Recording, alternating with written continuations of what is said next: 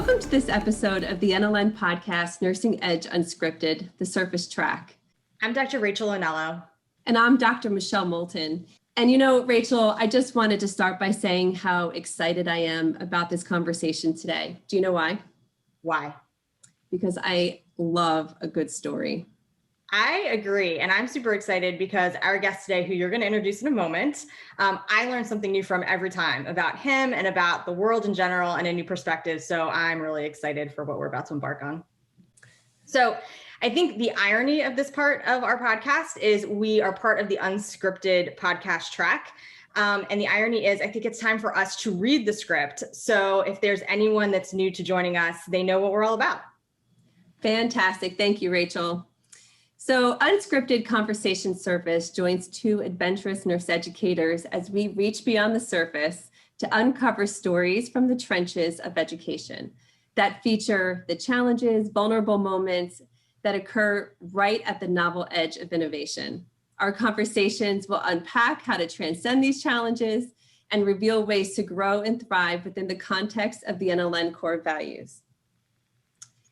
This episode is entitled Exploring a Path to Leadership Through Inspiration and Story, where we will learn about the sometimes vulnerable but always courageous initiation into leadership, transitions along the way, and perspectives on planning for the next steps in growth.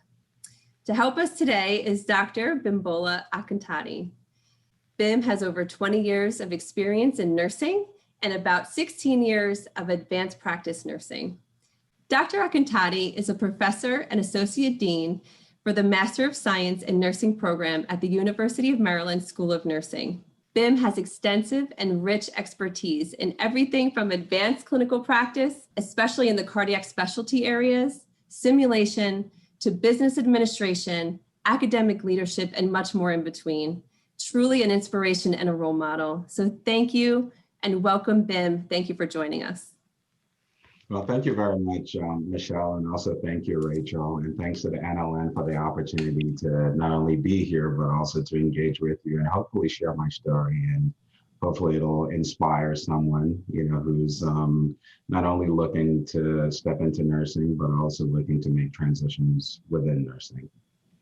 I think that's great, Bim. And so I think that's a great place to start. Can you share with us a little bit about how you got started in nursing? Well, thank you. The way Michelle just presented my sort of bio makes me seem like the most intentional person who came into nursing following a dream, but it's actually quite the opposite. So I'll give you just a little bit about my background. I'm one of 8 children, from Nigerian parents. I grew up in Nigeria. Though both my parents were educated here in the United States. And for those of you who are unaware of some African families and some of the cultures, which hopefully some of us are trying to break, is, students who are not doctors, lawyers, or engineers are basically like castaways, right? So think about that amount of pressure. So once again, I'm the third of 8, and so the expectation was that I would be a doctor ever since I was a kid, and I struggled. I struggled mightily in school. In elementary school, I struggled in high school. I think probably of all my friends and of many of the individuals I know, I probably hold the record of the number of high schools I went to. I was kicked out of 5 high schools. I graduated from the 6th school. And a lot of this had to do with academic performance, which is interesting and unbelievable. I think one of the other records I hold is I had the worst SAT scores in my high school. I probably still hold that record. Bim, I think you and I, we might be able to compete in that area. I don't know. I'm not going to throw my score out there, but That's right. It's impressive. Yeah, and I like sayings, and I've come up with a few of my own, and just based on that aspect, I think of my life, I don't believe high school performance is a good predictor of success, in professional endeavors. So that's something I've shared with people in the past. But I left Nigeria when I was 19 and came to the States. The expectation from my parents was I was going to be a doctor. I didn't know how I was going to get there or figure that out. But I came up with this plan, and the plan lacked insight and mentorship. But nonetheless, it was a plan. My plan was to go to nursing school, the LPN program to be precise, graduate as an LPN, work, save money, and go to medical school. I know it sounds terrible, but that was my plan. Once I got here and I registered at Prince George's, Community College, in my first semester, I remember taking math and Bio 101, and I loved it. I loved biology. And I put together a study group where I stood in front of the board and held a chalk and wrote on a chalkboard and taught people that was like the beginning of my imposter syndrome. Like this happened like way early. And, my family was like, just don't say anything, they was sort of waiting for the shoe to drop, right? But yeah, I fell in love with the sciences. I think I got straight A's through school. I think I got my first A in my life in college. I don't think I ever got an A prior to college. And I did quite well in the LPN program.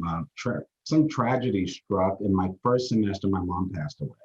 She passed away from a heart attack while she was in Nigeria. So you talked about cardiac. I think there's some connection there. It wasn't until afterwards I sort of thought back about why I was so in love with cardiac. But I remember struggling my first semester, and I've spoken with some of my faculty members now, sort of connecting back, and some of the comments they made was, we really believed in you. We know you struggled in your first semester of nursing. We're glad we supported you, and just goes to show that you need support. I love that, Bim. When somebody says, I believe in you, I know you can do it. I see something in you.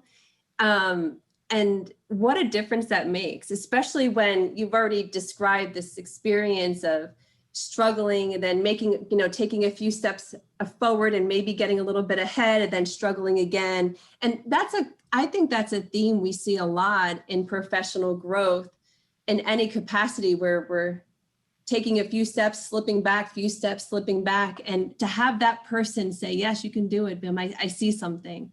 That's special. Michelle, I mean, a profession like ours, there's certain expectations of students. We kind of expect students to present and be professional, not necessarily have turmoil outside of school. And we have a curriculum that we expect students to excel through. And everyone has a story. I mean, I've learned that over the course of my my academic journey and also my professional journey. And it's given me the opportunity to be more empathetic. I know that then presents a challenge between that and rigor, but just supporting students, man, can make a difference. Yeah, I was just going to say, I love that idea of everyone has a story. And I actually just recently read a book called What Happened to You by Oprah Winfrey and Dr. Bruce Perry. And it's about uncovering people's story. It's about changing the narrative from what's wrong with you to what happened to you. And sometimes when our students present these challenges and they're struggling, it might be more about what's happening for you rather than what are you doing wrong. That's right. I remember one of my neighbors growing up in Nigeria when I got done with high school, and she said, I would have bet everything I had to say you wouldn't graduate from high school.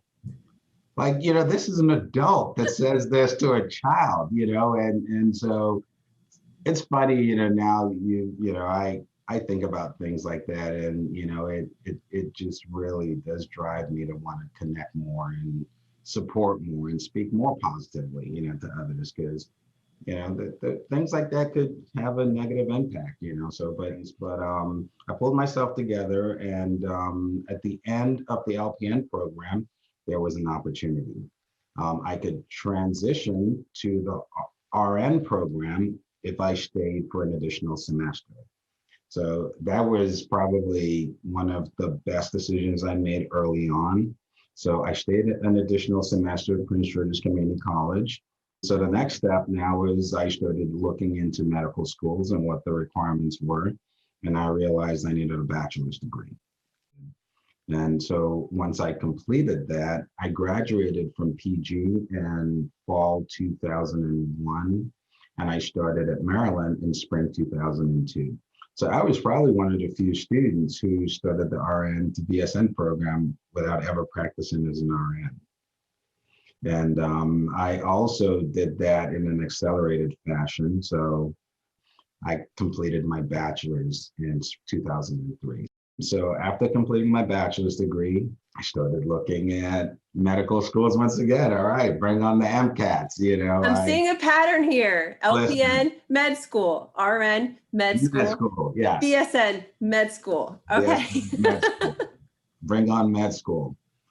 At this time, I was working at Doctors Community Hospital. That's in Lanham, Maryland. And I'd been there for, at this point, probably about a year and a half. I had this epiphany, and I just thought, as an RN, I would be an attractive candidate to a medical program because I'd have, prior clinical experience.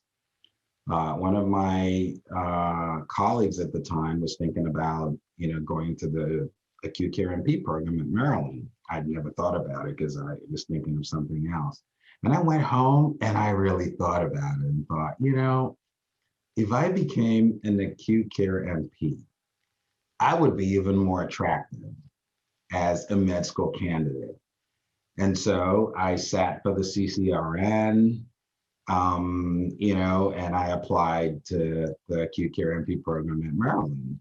At this point, I've been a nurse for maybe a couple of years, and I got in. And it was great because, the whole time that was my plan. It was good news and bad news. It was good news because I was really focused and I really had a plan. It was bad news because I was really immature. While I was working on my master's, I needed some additional science courses to sit for the MCAT. So while I was at Maryland in the acute care NP program, I was taking classes at PG. I was taking my biochemistry. I was taking classes at College Park. I was all over the place, and I was working as a nurse full time. Just a true lack of direction, but a lot of energy and a lot of dedication. So yes, in fall 2005, I graduated from the NP program. And that was how I got into nursing and how I became an acute care nurse. And let me guess, after you graduated, you were still going to med school. Yes. Yes. The last course we took, Families in Crisis, taught by my mentor to be at that time, Dr. Sue Thomas. She asked if, we would like to continue to the PhD program. And if we did, we would be able to share, I think, up to 15 credits between the master's and the PhD program. And we wouldn't have to pay for the admission or the application form. And so it was an opportunity. So at that point, I was kind of at a fork in the road. Do I go to medical school as I've always planned, or have this opportunity for my PhD with a potential for a full scholarship at Maryland? So I know we want to get to your transition from a clinician to an educator, but I kind of wanted to pause this for a second. I may be taking us down a rabbit hole, but I think it's a worthwhile rabbit hole. You described your experience as a student, right? Not really showing up to class, not asking questions, sitting at the back. And I think educators can really relate to having students like that. And you having that lived experience, what insight would you give to educators on how to connect to those students, how to maybe make a difference in their career academia trajectory? Do you have any insight on that? So that's a good question, Rachel. And I've also spent some time thinking about that, because now it's my responsibility to help students in the master's program succeed. And I see a ton of different students, students who engage from day one, who reach out to me as the associate dean and ask questions, students who reach out to the faculty, the program directors, and I also see students who don't reach out at all and who are also not doing well. You know, in my situation, it wasn't a matter of trust, but I've actually seen that, you know, for some students, it is a matter of trust. I think just like Michelle mentioned earlier, I think now, sort of looking back, if I'll also be genuine to say, I don't know how I would have responded, as immature as I was at the time. If any of my faculty members actually called me into their office to say, dude, what's going on with you? Like, I mean, what exactly are you trying to accomplish? And if I, at the time, was, you know, genuine enough to say, you know, this is my plan, I wonder if I could have gotten some advice or mentorship that could have really helped. I don't know how I managed to sort of come up with these plans, you know, that now that I'm more informed, I have like almost 400 undergraduate credit hours. It is insane. Like, I mean, like there was no stopping me at that time. And, you know, I wonder if I didn't ask for anyone's opinion because I just didn't want anyone to discourage me. But, you know, as a faculty member right now, if I had a student like that, I would probably just bring the student in for a conversation. And, you know, without the intent to, you know, change their plans, just to kind of hear them out and look for an opportunity to, you know, maybe advise or mentor or something, you know, like I wish I had a mentor when I was a little younger. I was really dedicated and I had the energy. If I just had a little bit of direction, you know, I probably would have made the best of it. So that's a good question, Rachel. I mean, we're busy as faculty members. We have a lot going on, and you know, there's no time to, you know, just especially if the student's doing well, you know, to invest a lot of energy. But you know, who knows? Those might be the students who really, you know, can get to the next level and make a difference. So, and you know, Bim, I love this idea of, as a nurse educator, that we can create space and hold space for a student, ask those questions, connect with them, invite them into a conversation.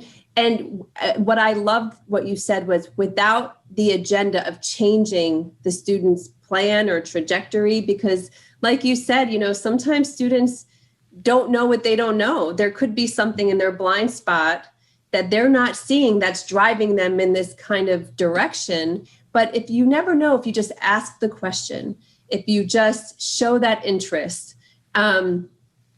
what can happen? And it might not be in that moment in your office. And we may never get to see what happens after you ask those questions, you know, but it could have really helped. And I also loved how you talked about how, you know, you felt like it wasn't until you got to the fork in the road between med school and your PhD. And I also heard you say that's at the point maybe you had mentorship. yes. You're one of your first more formal mentors, and you know, and then to reflect on your trajectory and your transition into leadership at that juncture where you had mentorship, and that really means something, I think. It does.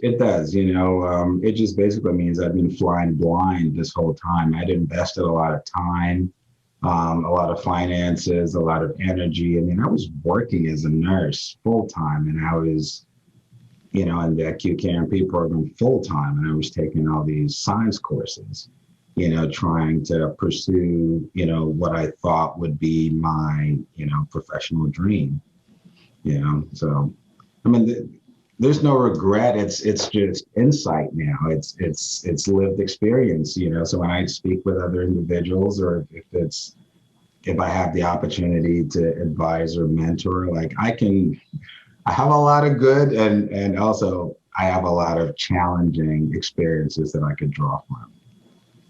And that's the best kind of mentorship, is when I think our mentors can really expose their stories, their experiences, and their downfalls, you know, the struggle, because that's where you came out of it on the other side, really having something to share. And, you know, it's funny because I also think we can get stuck. Like, it seems like in your story, you had med school, like you had a plan, and then, and how challenging that can be. And then there's also people, I can speak for myself, where I have never really had a plan. I follow the shiny light. Something shiny and bright and fun shows up. I'm like, yes, I'm in. Another bright, shiny thing. Yes, I'm in. And then I end up, you know, with no plan. And then I can get lost in that shuffle too. So I think it's important to have a mentor. I think that seems to be the key ingredient to really helping ourselves and other people move forward. No, absolutely. Absolutely. And, you know, what I've also learned is it's never too late, you know, for mentorship or for that sort of level of connection to ask people, you know, who have those lived experiences, you know. I think formal mentorship is important, and that's probably, you know, the highest height in terms of a commitment, you know, to that type of relationship. But even if it's not that, just reaching out and asking questions of individuals in those positions, I think it's helpful. Like I managed to not ask anyone, you know, and I think sometimes it was intentional because I didn't want to be discouraged. Well, you know, that's also, I think, in some ways, a measure of grit. You know, when we are independent, you're standing strong in your position, and you have a plan, and you're going for it, and that's a positive, I think, characteristic as well. It can get in our way. It's kind of a double-edged sword, maybe, but. Yeah. All right. So I guess the next phase was kind of interesting. After Dr. Sue Thomas had met with our class and, you know, talk about the potential for not only getting into the PhD program, you know, but not having to take 15 credits, it was free to apply. But the most important thing was there was an opportunity for a scholarship. So at the time I was dating my wife, you know, and she was in medical school. And I assure you, it had no bearing on what my plans were. That was serendipitous, as I should say. And she and I had a conversation, you know, and we did a little bit of math. Her school loans were pretty impressive. And, you know, I think what did it for me was knowing myself and knowing my personality. If I went to medical school, I wouldn't be satisfied, you know, as a primary care physician. I'd probably want to specialize. I love cardiac, like, you know, so I started counting the years, you know, so med school is about 4 years, residency, give or take maybe another 4 years. And if I decided to specialize, you know, a fellowship, probably another 2 to 4 years. And so it would take me, 12 to 15 years to start at the bottom of a new profession versus nursing, where at this point I was already an acute care nurse practitioner. And if I went to the PhD program in 4 years, I could be on top of my current, you know, profession. And I think that was kind of what did it for me. You know, so at this point, I think two of the most important decisions I ever made was those accidental, well, not accidental, but it was not necessarily sort of the smart route, but deciding to become a nurse first was probably the best decision I made to start this journey off. And I think at that fork in the road, deciding to move forward with my PhD was probably the single most important professional decision I've made. Yeah, so I got a lot of support from Sue Thomas. I got into the PhD program. I asked for a deferral for a year because I just graduated from the acute care NP program. So I went to learn how to be an NP, you know, at least for a year, and then started the PhD program in 2007, and I graduated in 2011.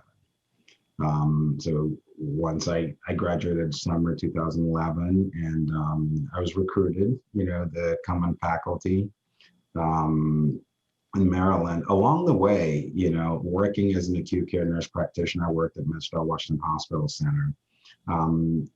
Just like any clinician, I had my challenges. I I wanted to be sort of in a leadership position, not just because I saw leaders and even knew what they did, but I I had some problems with some of the decisions that were made that we as clinicians sort of have to move forward. And I started thinking to myself, that if I had the opportunity to go back to school, in addition to my PhD, to get a leadership degree, taking into account my nursing experience, my experience as a nurse practitioner, and when I complete the PhD with, my ability to handle data, I would probably be a well-prepared, clinical executive, whatever that looked like. So a couple of years into the PhD program, I looked at University of Maryland. I was interested in an MBA, just I wanted an MBA because, healthcare administration, but also it provides the financial healthcare economics piece. And Maryland had, an MBA program that lasted a couple of years and an MBA and an MHA program that was 3 years.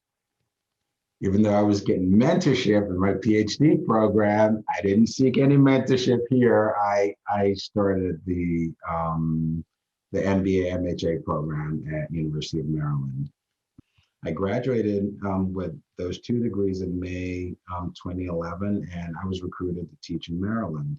The only reason why I accepted the position in Maryland, I think, well, there were 2 reasons. One, I got a full scholarship, and I thought it would be a good opportunity to give back. Yeah, I hadn't given back to anything at that point. First I was a problem child, and now I'd sort of turned that corner. So this was kind of the first time I could actually sort of make the decision to give something back. So that was one. 2, I had a really challenging time in the acute care MP program. That would be the same program I would be hired into. And I just thought, this might be an opportunity, not just to redeem myself, but, maybe I can make a difference, in the academic journey for a student, any student. And, Bim, I'm wondering, because I know many people talk about this transition between being an expert clinician and then transitioning into being a novice educator. And I think people experience that transition differently. And since you've been speaking about your transitions along the way within your nursing profession, I'm curious if you can speak a little bit about what that transition was like from clinician to educator. Thank you, Michelle. That's probably one of the most difficult transitions I had to make. I've talked about school and how I, excelled in college, but, genuinely as an individual, I'm not the smartest. I'm not the brightest. I think I sort of gotten to the point where I knew what was expected of me and I knew what I needed to do to accomplish it. And if that required staying up all night or making additional sacrifices. And so that kind of worked out for me. As an acute care nurse practitioner, so as a bedside nurse, I was the nurse that people would come by and say, man, you need to go back to school. We think you're really smart, and so that was helpful. As an acute care nurse practitioner, it was almost the opposite. So I went from a small community hospital, Doctors Community Hospital, to MedStar Washington Hospital Center, level 1 trauma center in the surgical critical care department, which covered general surgical ICU, surgical IMC, trauma ICU, cardiac surgery ICU, and then later the neuro surgery ICU. And it was exponentially just ridiculous. When I got there and I recognized how challenging it was, that role confusion first came in, also with the imposter syndrome. When I struggled academically, I mean, I didn't have a lot of confidence as an individual, and I've become more confident along the way. But at this point, I've once again never been the one to stand in the middle of rounds and present a patient to 20 people. And have collected data and know exactly how to put the data together to an assessment and make a plan on the fly. Once again, I spent 4 years in a community hospital. Like these patients, the patients we shipped out of the community hospital are the patients in managing. Like so this was very different. And I struggled. I really struggled with that. And my plan was after 1 year, I'm going to put this on my CV and I'm out. Like that. That was my plan. And then you know what? I got better, just like anyone else. I mean, you do this over time, you put a lot of effort into it, and then you kind of start to know your stuff. So I was at the point where I was just getting very comfortable with clinical practice as a nurse practitioner when I completed my PhD. So that sort of now went to another transition. Standing in front of a classroom and presenting information to not undergraduate students who are learning this for the first time, but to students in an acute care NP program. And I love my acute care NPs, don't jump on me for this, but the types of students who we recruited into the program were like the smartest, the most assertive, who also were not the nicest students, you know? Yeah, well, they're going through their own transition, right? Between expert right. rock star ICU nurse to now And NP student. absolutely. Yeah. So Rachel, I'm wondering if it's a good time to start our rapid fire questions. I think it's great. I can't wait to hear what Bim has to say. All right. Cool. Good. Bim, are you ready? All right. I wasn't born ready, but I'm ready now. All right. So if you were to write a memoir, what would you title the book? It'll have something to do with inspiring the uninspired or something like that. I like it. I like it. It goes well with our title for the podcast too. It's a good match. What is on top of your reading list right now for fun? It'll have to be a car magazine of some sort. I know. I see your cars. There's in the background, right? Yeah. What is your favorite quote? My favorite quote is the reward for hard work is more hard work. And it's something that reminds me that every level I've gotten to, I seem to be working harder. And it's just a reminder that that's what's supposed to happen. And that's where I think, you know, a lot of the growth happens, right? That's where we grow the most. If you could have dinner with one person, dead or alive, who would it be? Barack Obama. Oh my gosh, yes. Great. Can I get invited to that dinner? Because I'd like to be invited to that dinner. I was just going to say, so Rachel and we've been collecting this, like it's actually a party now. It's not a dinner anymore. And we keep adding our guests, the dinner guests that they're inviting. So and I would just listen. I would just speak, you know, just let me listen. Oh, that's wonderful. Well, thank you so much, Bim. I really appreciate your time. And thank you and your insights. And it's really has truly been an inspiration to myself. And I know Rachel too. So thank you so much. Well, you know, thank you. And if I could just sort of leave us with a thought, you know, a lot of us write our future trajectories. We write it in pen and we sort of have this mold of who we are and how we think we're going to either inspire or change the world. I think, you know, just my life and my experiences have just sort of taken me in such different directions. You know, after being a faculty for a couple of years, I became the program director. Never saw that coming. My goal was to go back to the hospital. And, you know, after doing that for a few years and trying to change the program, my dad got ill. I went to Nigeria to take care of my dad. And the goal was to come back and then leave academia. Finally, you know, this is my chance to go to the hospital side. And once again, another opportunity presented, which is the associate dean for the master's. And, you know, it's taken me 20 years to realize that this is truly where I belong. that my lived experiences and my story and experiences is truly shaped to inspire nursing students and, faculty members and nurses at the bedside. And just to, kind of remind them that, there's a place for all of us, but, for those who have a dream and a vision, there's just so many opportunities to make an impact. So thank you for giving me the opportunity to join you guys today to sort of tell at least a little part of my story. I hope it inspires someone. I can't thank you enough, Bim. And what I hear in that is, it's okay to write in pencil, right? Rather than pen. And I just want to say thank you from both Michelle and I for being vulnerable and sharing your story. I am a believer that it's hard to imagine it if you can't see it. And so sharing your story, I think can be an inspiration, an example for many that it resonates with. So I want to thank you for joining us. And for our viewers, I want to thank you for tuning in to the NLN Nursing Edge Unscripted Surface podcast. We hope you join us next time.